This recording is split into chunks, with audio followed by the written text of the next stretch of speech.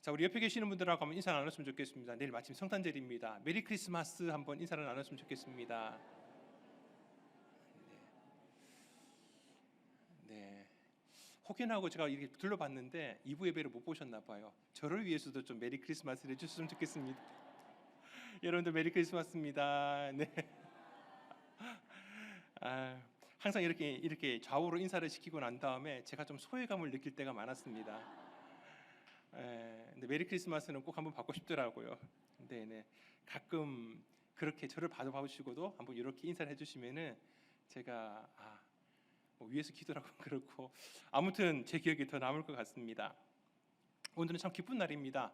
뭐 어제도 내일이 더 성탄절이기 때문에 더 기쁜 날이기는 하지만은 성탄 전야에 또 화이트 크리스마스를 기대하는 사람들을 위해서 이렇게 눈이 내리니까 참 좋은 것 같습니다. 근데 나이가 들었다라는 게 예전에는 눈만 왔다 그러면 가슴 설레고 막 기분이 좋고 눈싸움 할 수 있을까 막 그런 걸 생각을 했는데 이제 나이가 들고 나면은 저게 미끄러지지 않을까, 차를 끌고 나갈 수는 있을까 막 그런 걱정이 드는 걸 보면은 이제는 참 나이가 들었다는 생각이 듭니다. 여러분들 어떤 생각 드셨습니까? 나오실 때 오늘 눈사람 만들 계획 세우셨습니까? 항상 우리가 동심으로 돌아가는 마음, 하여튼 뭐든지 즐거운 마음으로 바라볼 수 있는 우리 성도님들 될 수 있기를 바랍니다. 열왕기하 6장에서 7장 말씀에 보면은 북쪽 이스라엘 나라가 아람 왕 베나다스에 의해 가지고 그 베나다스의 엄청난 군대 때문에 위기를 당하는 사건이 기록되어 있습니다. 북쪽 이스라엘의 수도였던 사마리아 성이 완전히 그 아람 군대에 의해서 포위를 당합니다. 포위한 상태로 아무런 공격도 하지 않고 그냥 이 안에서 굶어 죽기를 기다리고 있는 겁니다. 하루 이틀도 아니고 한 달, 두 달을 그렇게 지나고 보니까 성 안에 있는 모든 곡식이 다 없어져 버리죠. 그런 심각한 상황들이 어디까지 발전하느냐? 두 여인이 있었는데 두 여인이 먹을 게 없어서 무엇까지 먹으려고 하느냐면은 자기 자식을 잡아먹자고 합니다. 그래서 하루는 자기 집 자식을 잡아먹고 내일은 너희 집 자식을 잡아먹자라고 둘이서 얘기를 합니다. 근데 하루를 자기 집 자식을 잡아먹었는데 그 다음날 이쪽 집 자식을 잡아먹으려고 하니까 자기 집 자식은 내어놓지 못하겠다고, 난 도저히 못하겠다라고 발뺌을 해버리는 겁니다. 이 여인의 입장에서는 너무 억울하고 너무 이게 더 화가 나는 것 같습니다. 그래서 이스라엘 왕을 찾아가서 하소연을 합니다. 우리 집 자식을 이렇게 잡아먹었는데 저 집 자식도 잡아먹을 수 있게 해달라고. 이게 얼마나 비참한 지경의 모습입니까? 그런데 한편에서는 또 이런 일이 있었습니다. 성의 저 구석에 있었던 성문 어귀에 있는 한센병 환자가 있었습니다. 이 한센병 환자 4명이 평소에도 남에게 구걸해서 겨우 살아가는 사람이지 않겠습니까? 근데 뭐 일반인들도 이렇게 굶어 죽어가고 있는 찰나에 자기들이 뭐가 있겠습니까? 이래 저거나 저래 주거나 죽는 건 매 한 가지라고 생각을 하고서 아람 진영에 찾아가서 한번 구걸해 보겠다고. 구걸해서 먹을 걸 주면은 사는 것이고, 아니 그냥 적군이 왔다라고 생각하고 자기도 죽어버리면은 그냥 이래 주거나 저래 주거나 똑같으니까 에이 그냥 이판사판이라고 생각하고 그 아람군의 진영을 찾아갑니다. 해질 무렵에 아람 진영에 도착했는데 이게 웬일입니까? 그 진영에 가득 메워져 있어야 될 아람 군사가 단 한 사람 한 명도, 쥐새끼 한 마리도 없는 가운데에 진영은 그대로 있고 거기에 있는 낙타, 말, 모든 짐승, 음식, 의복 이런 것까지 다 내버려두고 그냥 사람만 사라진 겁니다. 성경에 기록되어 있는 말씀을 보니까 하나님께서 이 아람 군대에게 커다란 군대의 소리를 듣게 하셨다라고 합니다. 환청이겠죠. 그 소리를 듣고서 너무나 무서워서 걸어만 나살려라고 다 도망가 버린 겁니다. 진영에는 아무런 한 사람도 없는 거죠. 한센병 환자들이 이게 웬일인가 싶어서 거기에 있는 모든 음식들을 갖다 놓고 지금까지 못 먹었던 걸 다 해결합니다. 그냥 배 터지게 먹습니다. 그리고 먹는 거로만 끝나는 것이 아니라 거기에 있던 은과 금과 또 여러 가지 재물들, 물질들을, 장식들을 가지고서 그리고 다시 성으로 돌아옵니다. 몰래 감춰둡니다. 또 먹으러 가자. 또 다시 갑니다.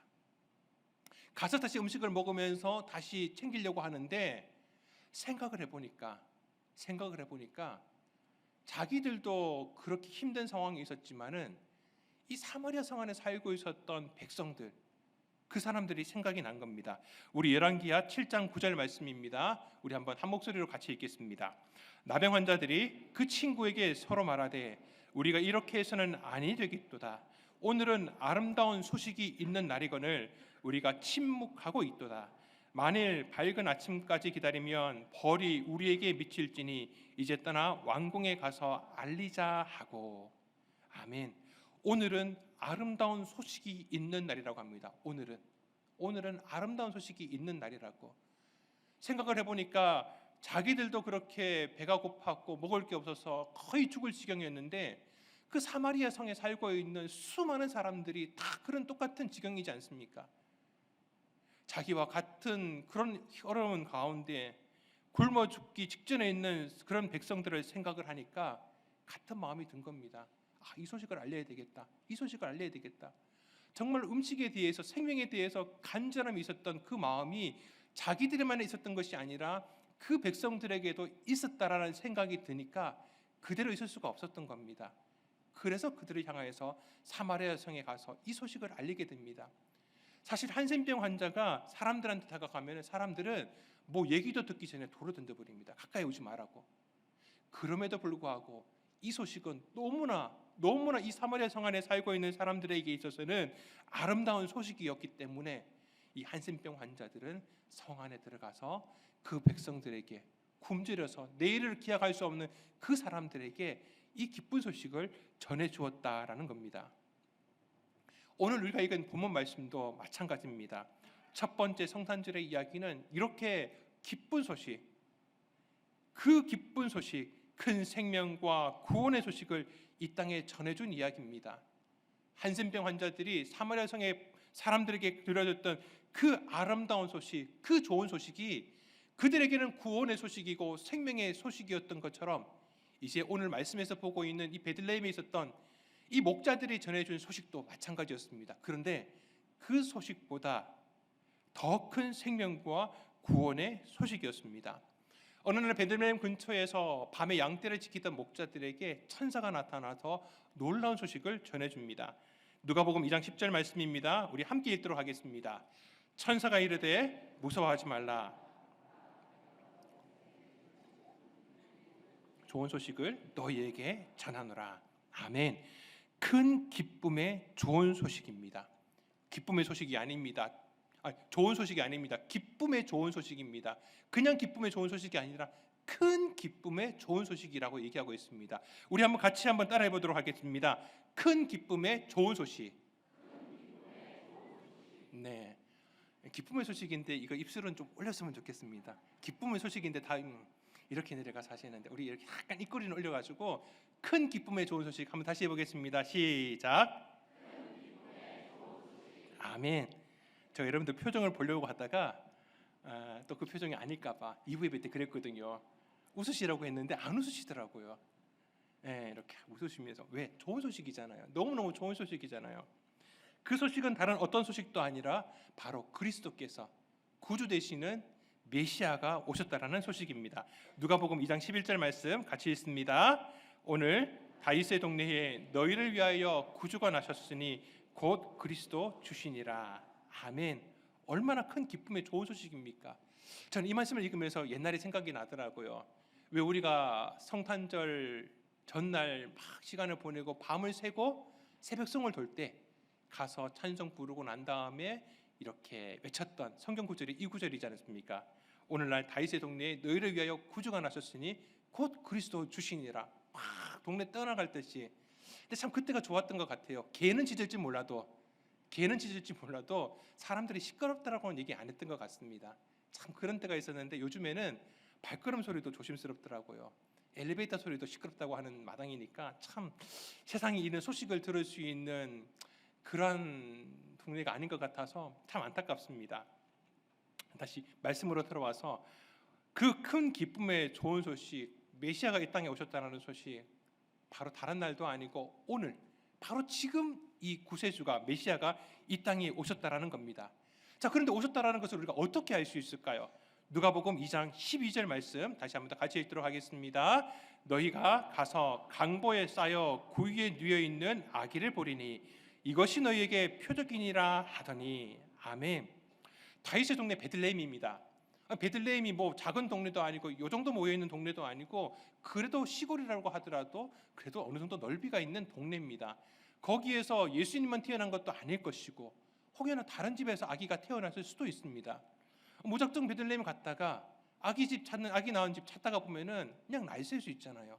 근데 천사가 더 분명한 표적을 얘기해 줍니다. 그가 지금 다른 데도 아니고 구유에 누워 있다라는 겁니다. 그러니까 베들레헴으로 가서 아기가 난 집을 찾아보고 그리고 그 아기가 다른 데도 아니고 구유에 누워 있는 그 아기를 찾으면 되는 것입니다. 얼마나 기뻤을까요? 그런 기쁜 소식을 듣고 나서 바로 기쁜 소식으로 끝나지 않고 천사의 찬송 소리를 듣게 됩니다. 우리 누가복음 2장 14절 말씀 같이 읽도록 하겠습니다. 지극히 높은 곳에서는 하나님께 영광이요 땅에서는 하나님이 기뻐하신 사람들 중에 평화로다 하니라. 아멘. 메시아가 오셨습니다. 구주가 오셨습니다. 하지만은 그분이 오심에 대한 의미가 있습니다. 그냥 오셨다라는 게 중요한 게 아닙니다. 또 우리가 잘 알고 있는 이 말씀을 우리가 가끔은 줄여가지고 하늘에는 영광, 땅에는 평화라고 이렇게 말하지 않습니까? 좀 정확하게 얘기하자면은 하늘이 아니라 하나님께 영광입니다.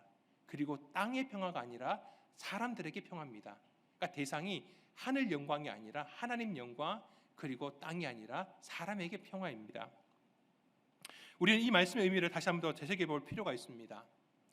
땅에서는 기뻐하심을 입은 사람들 중에 평화라고 말씀합니다. 그러니까 이 땅에 살고 있는 모든 사람들에게 주시는 평화가 아니라는 겁니다.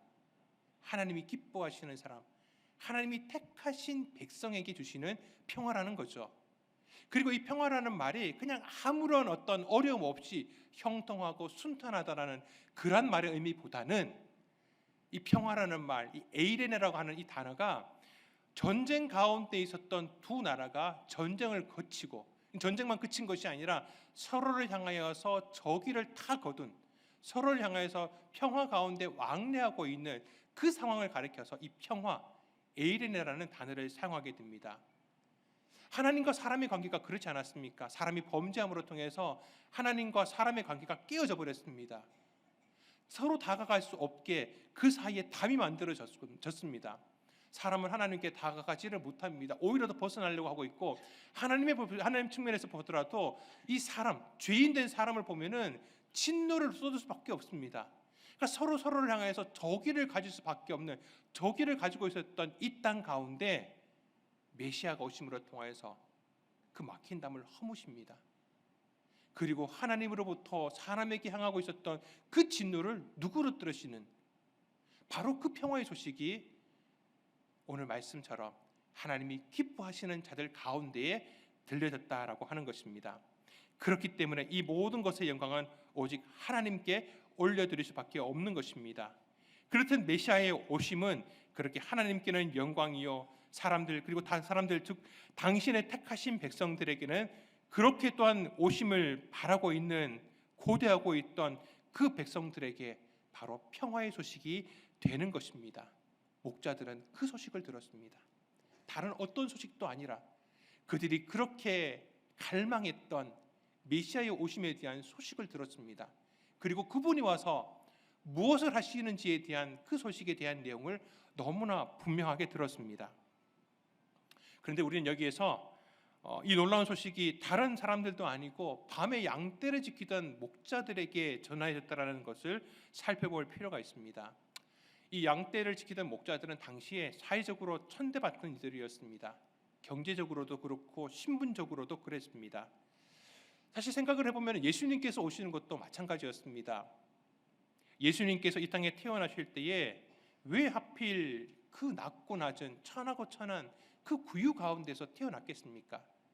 누가복음에서 누가는 이 누추한 곳에 더욱더 누추한 것에 대한 말씀을 더 이렇게 드러나게 하기 위해서 완전히 반대에 있는 인물을 누가복음 2장 말씀에 그 인물을 소개함으로부터 시작하게 됩니다. 바로 누가복음 2장 1절은 이때가 어떤 때인지를 이렇게 말씀하고 있습니다. 우리 누가복음 2장 1절 말씀 같이 읽겠습니다. 그때에 가이사 아구스토가 영을 내려 천하로 다 호적하라 하였으니, 하고 많은 사람들 가운데, 하고 많은 역사 이야기 가운데 왜 로마 황제였던 카이사르 아우구스투스입니다. 이 사람을 들먹였을까요? 그는 지금 로마 제국 가운데 가장 높은 곳에 있는 인물입니다. 이 사람의 원래의 이름은 옥타비아누스입니다. 그는 카이사르 율리어스 시즈가 죽고 난 다음에 브루투스와 안토니우스와의 정적 간의 전쟁 가운데서 승리하고 로마 제국의 처음으로 황제가 된 인물입니다. 로마 제국 전체가 자기의 입술 한마디면은 좌우로 왔다 갔다 합니다. 흥망성쇠가 그의 입에 달려 있습니다. 그러니까 그들의 신하들이 그를 향하여서 칭송하기를 뭐라고 말씀하느냐? 뭐라고 얘기하고 있느냐? 온 세상을 다스리는 황제요. 온 세상을 다스리는 황제님. 당신의 그 한마디 한마디가 백성들을 향하여 가르치는 교훈과 명령이 이 백성들에게는 가장 기쁜 소식입니다. 이렇게 얘기하던 때였습니다. 그런데 그렇게 사람들의 입을 통하여서 칭송을 받고 그리고 온 세상을 다스린다라고 얘기하고 있고 가장 기쁜 소식을 전한다라고 하고 있는 그때에 완전히 반대에 로마 제국에 있어서 가장 높은 곳에서 가장 멀리 떨어져 있고 식민 지배받고 있는 그 나라에서 가장 시골에 또 시골 가운데서 가장 누추한 곳에서 우리 주님께서 로마 황제와는 비교할 수 없는 온 세상을 통치하시는 구주가 이 땅에 태어났다라고 하는 것. 누가는 이것을 얘기하고 싶었습니다. 가장 낮은 곳으로 주님께서 오셨다라는 것입니다. 마찬가지로 다른 어떤 애들도 아니고 황제이기도 아니고 황실에 있던 어떤 권력자들도 아니고 바로 이 목자들, 많은 사람들에게 낮음 받았고 천대받았던 이 사람들에게 복음이 전해졌다라고 하는 것은 주님께서 그렇게 낮아지심 가운데 오셨기 때문에 어느 누구나 다 주님 앞에 나올 수 있었던 것처럼, 만약 주님께서 황실 가운데 오셨으면은 누가 그 앞에 나갈 수 있었겠습니까? 일반 백성들은 감히 그 앞에 나가지 못했을 겁니다.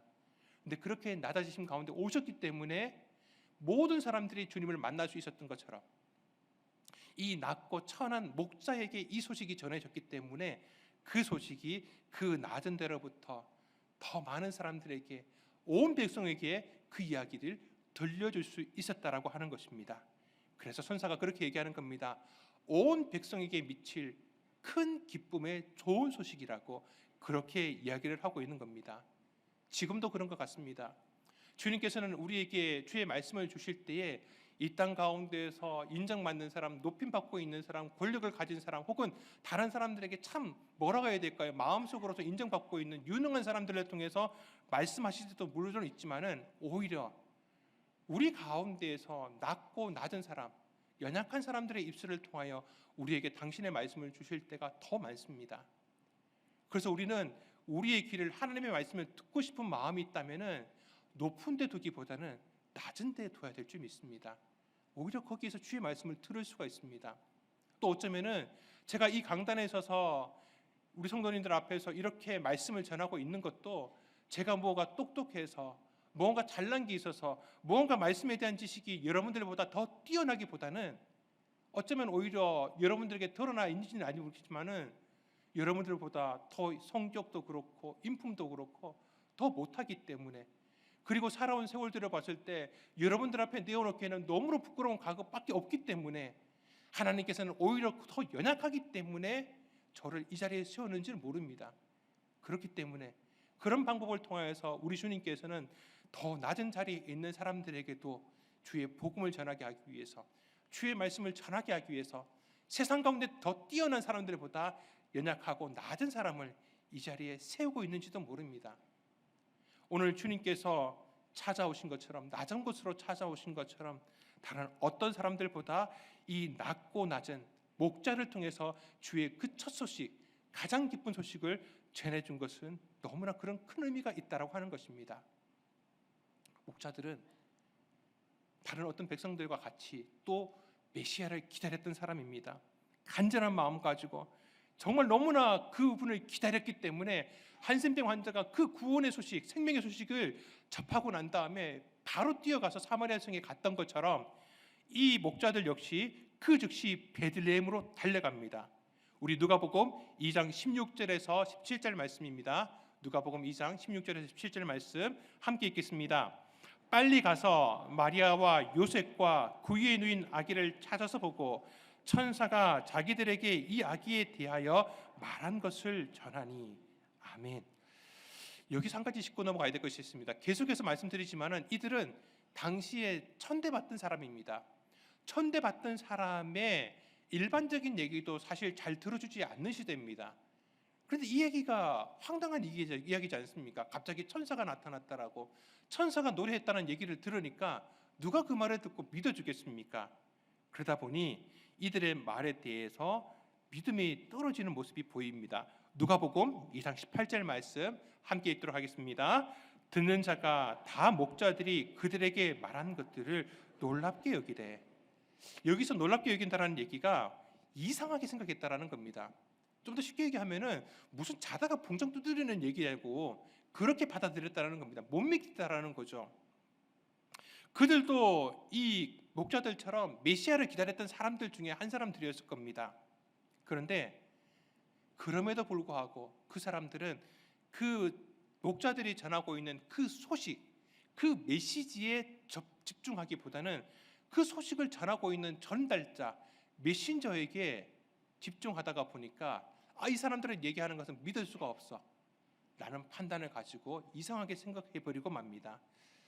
가끔 설교를 대하는 태도에서 설교를 전하는 자에 따라 말씀에 대한 신빙성의 차이가 난다고도 합니다.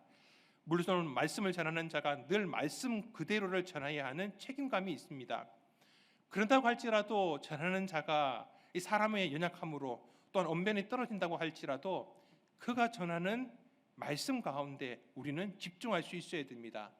하나님께서는 간혹 그런 방법을 통해서 우리가 정말 하나님의 말씀 가운데 집중하고 있는 것인지 가끔 시험해 볼 수도 있지 않겠습니까? 마리아를 보십시오. 마리아는 이 사람들과 다르게 반응을 합니다. 누가복음 2장 19절 말씀 함께 읽겠습니다. 마리아는 이 모든 말을 마음에 새기어 생각하니라. 아멘. 정확히 원어 그대로 번역하자면 이 문장 맨 앞에다가 그러나라고 하는 접속사를 넣어야 됩니다. 그러니까 그 사람들이 이상하게 생각한 것과 다르게 반면에 마리아는 그 목자들이 얘기했던 그 말을 마음에 두고 그들이 생각하는 가운데 생각에 두면서 계속해서 이 일들에 대해서 묵상했다라는 말씀입니다. 왜냐? 마리아도 그랬거든요. 마리아도 이전에 천사를 통해서 자기가 메시아를 잉태하게 될 것이라고 하는 말도 안 되는 너무나 기적 같은 얘기를 들은 경험이 있거든요. 그러니까 말씀에 대한 은혜와 감격이 풍성한 사람은 그 목자가 얘기하는 이 전하는 사람의 능력이 좀 떨어진다고 할지라도 그 메시지 가운데 그 말하는 말 내용 자체에 집중하게 된다는 것입니다. 사랑하는 성도 여러분, 우리가 늘 말씀을 가까이 하기를 소망합니다. 말씀을 통독하고 또 말씀을 필사하기도 하고 또 예배를 통해서 말씀을 들을 때마다 늘 말씀 자체를 가까이 할 수 있기를 소망합니다. 그러면서 그런 것으로 끝나는 것이 아니라 오늘 이 모습처럼 마리아처럼 일반 다른 사람들과 다르게 메신저에 집중하지 않고 목자들에게 집중하기보다 그들이 전하고 있는 그 하나님의 말씀, 다른 사람들은 놓쳤을지언정 그 말씀에 대한 감격이 있는 가운데 그 말씀을 놓치지 않는 우리 믿음의 성도들이 될 수 있기를 바랍니다. 목자들은 메시아를 갈망했던 만큼, 자기들이 갈망했던 만큼 이 메시아에 대한 소식을 이 한센병 잔자 황자가 그랬던 것처럼 이 백성들에게 전하고 싶었습니다. 그래서 가서 요셉과 마리아와 그곳에 있는 사람들에게 전할 수 있을 만큼 계속해서 전했을 것입니다. 그런데 문제는 들을 수 있는 자만 들었다라고 하는 겁니다. 그럼에도 불구하고 우리는 복음을 전하는 자가 되어야 됩니다. 이 목자들처럼 말씀을, 기쁜 소식을 전할 수 있는 자가 되어야 됩니다. 마치 사도 바울이 고린도 교회 성도들을 향해서 이렇게 얘기한 것처럼 말입니다. 우리 고린도전서 9장 16절 말씀입니다. 함께 있습니다. 만일 복음을 전하지 아니하면 내게 화가 있을 것이로다. 아멘. 사도 바울은 이렇게 얘기한 겁니다. 전하지 않으면은 오히려 내가 화가 있을 것이라고. 그냥 내 혼자 알고 있으면 되지, 나도 믿는다고, 나는 믿고 있기 때문에 나는 구원받겠지, 거기에서 그치는 것이 아니라 내게 주신 이 감동을, 이걸 전하지 않으면은 오늘 이 아름다운 소식을 내가 전하지 않으면은 한센병 환자가 그랬던 것처럼, 아니 동일한 마음으로 목자들이 그랬던 것처럼 오히려 내게 벌이 임할 것 같다라고, 그 마음으로 하나님이 내게 주신, 이제 내게 주신 그 복음, 이제 우리에게 주신 그 복음이 무엇입니까? 바로 십자가에서 우리 예수님께서 죽으시고 부활하시고 다시 오신다라는 그 복음이 아니겠습니까? 말씀을 맺습니다. 이런 모든 것들을 다 하고 난 다음에 목자들은 돌아가는 길 가운데 하나님께 영광을 돌리고 찬송하며 돌아가게 됩니다. 목자들의 모습을 보면은 우리가 찬송하고 감사하고 영광을 돌리는 가운데 어떤 일들이 진행됐는지를 보게 됩니다. 목자들은 메시아를 기다리는 갈망하는 마음이 있었습니다. 늘 주님을 기다리고 있었습니다. 갈망하는 마음, 주님 다시 오시기를 소망하는 마음이 필요합니다. 그리고 그 가운데서 듣는 귀가 있어야 됩니다. 주님을 갈망한다라고 할지라도 우리가 사람의 기준을 가지고서 하나님의 말씀을 놓쳐버린다면 너무 안타까운 일입니다. 하나님, 우리의 귀가 주의 말씀 가운데 늘 열려지게 하여 주옵시고, 사람 때문에, 사람을 판단하는 것 때문에 주의 말씀을 놓치지 않게 하여 주시옵소서. 그리고 더 감격을 주신 것처럼, 은혜를 주신 것처럼 이 목자들처럼 사람들에게 나아가서 이 너무나 기쁜 소식, 너무나 놀랍고 감사한 이 하나님의 이 구원의 소식을, 생명의 소식을 더 많은 자들에게 전하는 성도들 되게 하여 주옵소서. 그런 믿음의 성도들에게 하나님께서는 오늘도 이 목자들에게 나타나신 것처럼 그렇게 우리의 삶 가운데 나타내 보여주시고 주님 앞에 또 찬양과 영광을 올려드리는 귀한 날을 허락하여 주실 줄 믿습니다. 내일 성탄절입니다. 성탄을 기다리는 우리의 마음 가운데, 우리의 삶 가운데 이런 하나님의 놀라운 축복이 있으시기를 주님의 이름으로 축원합니다.